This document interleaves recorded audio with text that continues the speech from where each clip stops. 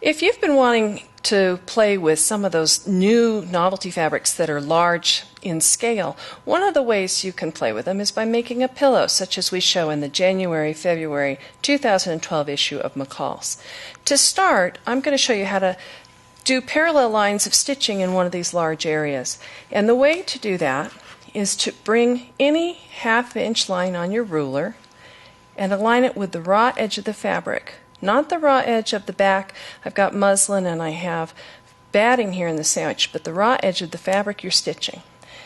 When you have the ruler properly placed, you're just going to take a piece of tape. Now this is drafting tape. I know it's not going to stick to my fabric because I gave it a little run through earlier.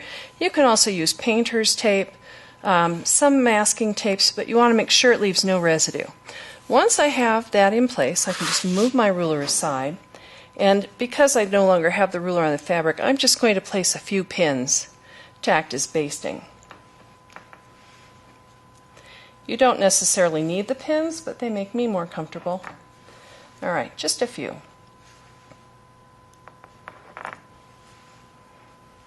Now I'm going to bring my pearl cotton. This is an anchor pearl cotton in a nice pink.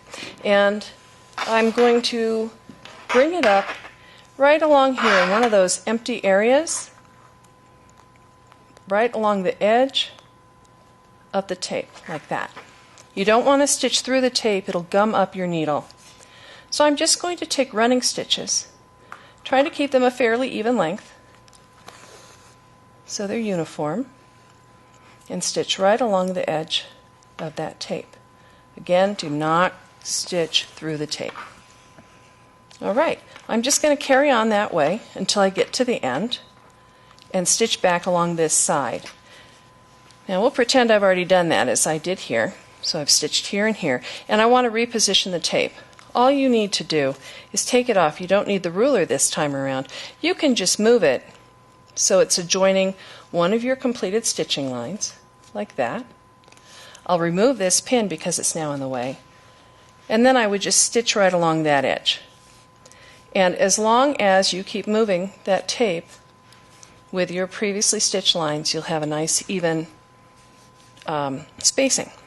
Now if I want to stitch over here in this empty area, and I want to make sure that the distances from here to here is consistent as though it had been stitched all the way up, I'm going to take my ruler again, removing that pin because I don't want to put my ruler on an uneven surface, and I'll just put it on top of the stitching I did before, aligning one of the lines on the ruler with that last line of stitching.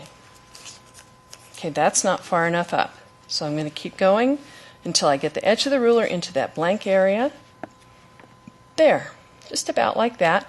You can see it's running along those lines of stitching, and I'll place my tape right there and stitch along both edges as I did before. One thing you'll notice when doing this stitching is that on the back you're going to have thread carrying over as it does here. That doesn't matter at all because you have layered this up with batting and lining fabric. It won't show through the front. And that's it. It's just that simple to stitch parallel lines of stitching with a big stitch and pearl cotton. And it's a wonderful way to use these great big prints.